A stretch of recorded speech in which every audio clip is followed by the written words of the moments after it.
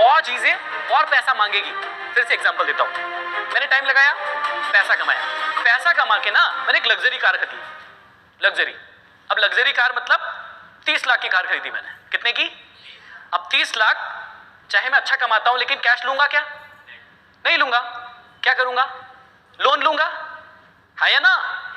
Car ली, अब देखना, car तो ले ली लेकिन लोन में आपका पैसा जा रहा है, मतलब ऐसी चीज खरीद ली जहां पर और एक्स्ट्रा पैसा जाएगा। अब महंगी कार ली है, उसका एवरेज ज्यादा होगा कि कम?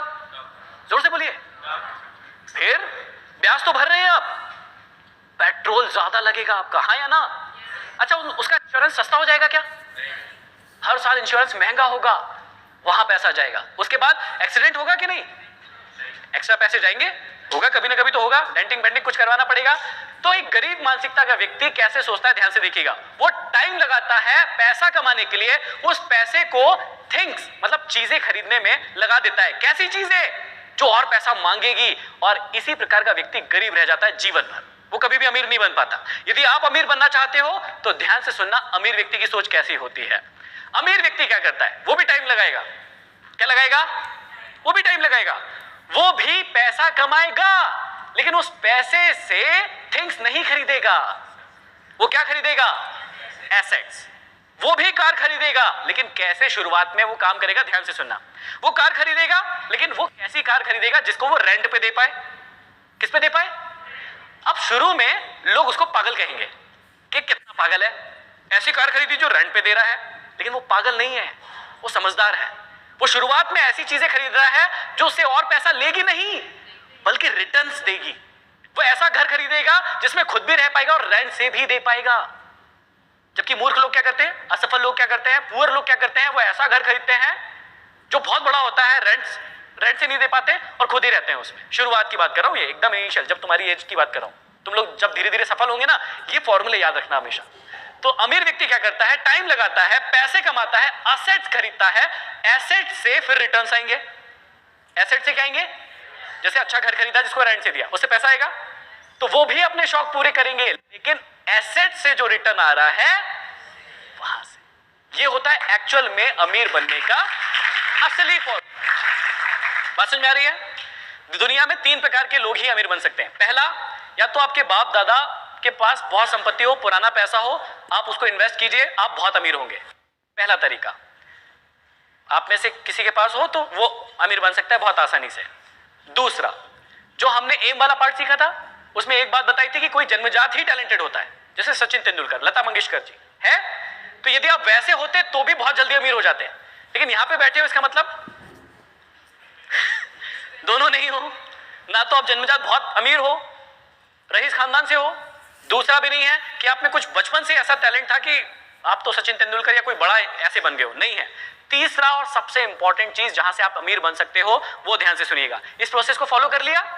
अब देखिएगा जो सबसे इंपॉर्टेंट चीज है वो क्या है। अमीर बनने का सबसे बड़ा सीक्रेट, आप पैसे कमाओगे कभी ना कभी। यदि आप बहुत यंग हो तो थोड़े समय में आप पैसा कमाने लगोगे, कहीं ना कहीं से पैसा कमाने लगोगे। और मैंने एक तरीका बता दिया, यूट्यूब, फेसबुक, इंस्टाग्राम जो चलाते हो वहीं से कमाओ। शुरुआत वहीं से कर दो, बाकी जो सपना है वो तो पूरा करो ही, लेकिन अपने धंधे को ऑनलाइन ले आओ, अपने काम को, अपने टैलेंट को ऑनलाइन लेके आ जाओ, वहां से भी कमाओ। जब पैसा कमाओगे तो उसमें से एक हिस्से को सेव करना है। क्या करना है?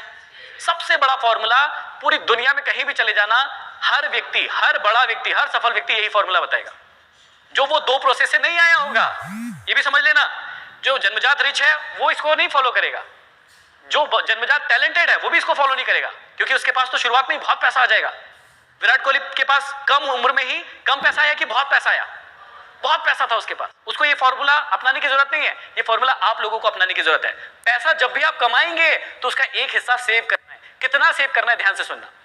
अपनी जो भी कमाई होगी उसका 10 to 20% हर महीने सेव करना है। सपोज कोई व्यक्ति यहाँ पे बहुत कम कमा रहा है, मतलब 10,000 रुपए महीना कमा रहा है। कितने रुपए? तो उसको लगता है कि यार मैं कम सेव कर सकता हूं, कोई दिक्कत नहीं है। तो आप क्या कीजिए, 10% मतलब 1,000 रुपए उसमें से हटा।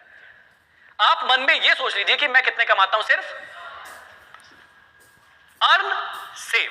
जो व्यक्ति 50,000 रुपए महीना कमाता है तो वो 10 की जगह बढ़ा दे, उसको 20% कर दे, कि वो सोचे कि मैं सिर्फ 40,000 ही कमाता हूं, 10,000 नहीं कमाता हूं। अर्न सेव, सेविंग हो गई। सबसे इंपॉर्टेंट पार्ट तीसरा, इन्वेस्ट। इन्वेस्ट सही जगह पर। कौन कौन सी जगह हो सकती है? आजकल बहुत सारी जगह हैं जहां से आपको अच्छे रिटर्न्स मिलेंगे। अर्न, जितना भी अर्न करते हैं उसका 10 to 20% सेव, वो 10 to 20% को ऐसी जगह पर लगाना है जहां पर आपको, सबसे इंपॉर्टेंट बात बोलने वाला हूं, जहां पर आपको 15 to 20% रिटर्न मिलेंगे फ्यूचर में। फ्यूचर में, अभी नहीं, हैंड टू हैंड नहीं, फ्यूचर में 15 से 20% रिटर्न मिलेंगे। फिर से एक बात दोहरा रहा हूं, बहुत सारे बच्चे हैं, अभी एकदम फालतू की बातें लग रही होगी ये, लेकिन मैं बता रहा हूं कि ये बात आपकी पूरी लाइफ को चेंज करके रख देंगे। अभी अगली जो स्लाइड आने वाली है उसमें समझ में आएगा आपको। अर्न, पैसा कमाओ, जितना भी कमा रहे हो, ज्यादा कम कोई दिक्कत नहीं है, उसका 10 to 20% सेव, उस सेविंग को इन्वेस्ट करो ऐसी जगह पर जहां पे आपको 15 से 20% का रिटर्न मिलेगा। कहां से मिल सकता है? मैं ऑप्शन दे सकता हूं। शेयर मार्केट, एसआईपी बनवा सकते हैं उसकी, म्यूचुअल फंड्स की, बहुत इजी होता है, आसान होता है। कई लोग इसको सट्टा बोलते हैं, एक्चुअली में है, लेकिन लॉन्ग टर्म में नहीं है। लॉन्ग टर्म में ऑलवेज ये आपको फायदा देगा ही जब आप बड़ा गेम खेलोगे, क्योंकि आप लोगों की एज बहुत कम है, खेल सकते हो। कैसे खेलेंगे समझाता हूं।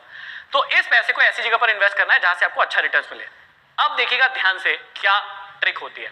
एक्चुअली में ये स्लाइड आपको दिख नहीं रही होगी ठीक से, नहीं दिख रही ना, क्योंकि हमने सोचा था और बड़ा दिखेगा, कोई बात नहीं। मैंने यहां पर क्या लिखा है आपको बता देता हूं, ठीक है। यदि आप 1500 रुपए, किसी की एज 20 साल है, कितने लोगों की एज 20 साल है? हाथ ऊंचा कीजिए। ठीक है, काफी लोगों की है, बढ़िया बढ़िया।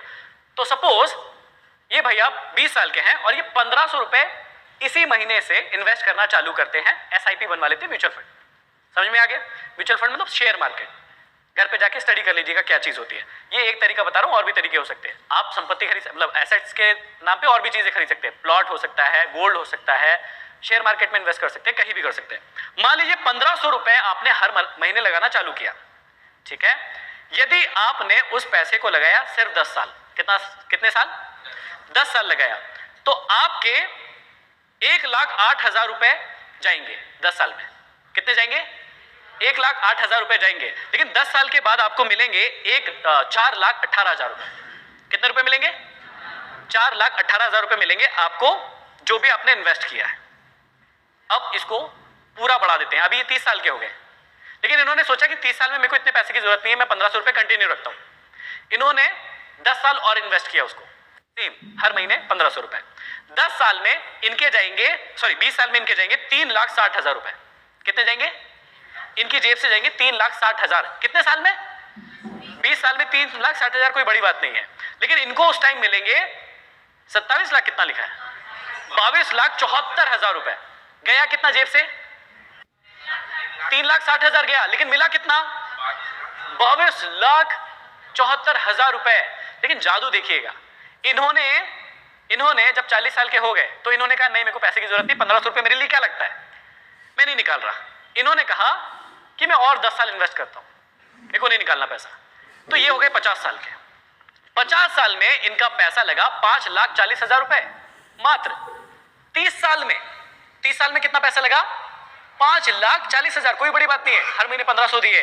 लेकिन जब ये 50 साल के हो जाएंगे उस समय इनको मिलेंगे उस इन्वेस्टमेंट के हिसाब से 1,05,00,000 रुपए। ये 5,000 है, सॉरी, 1,05,000 रुपए। कितना इन्वेस्टमेंट हुआ? मात्र 5,40,000 का। लेकिन उस समय इनको कितना मिलेगा? 1,04,000, 4 से 5,000। और ये तब माना है जब आपको रिटर्न मिलेगा 15% का, क्योंकि इतनी लंबी है तो हो सकता है कि 18% भी मिल जाए, 20% भी मिल जाए, और वो आपके लिए बहुत प्रॉफिटेबल होगा। ये ही एकमात्र ऐसा तरीका है जिससे आप अपने रिटायरमेंट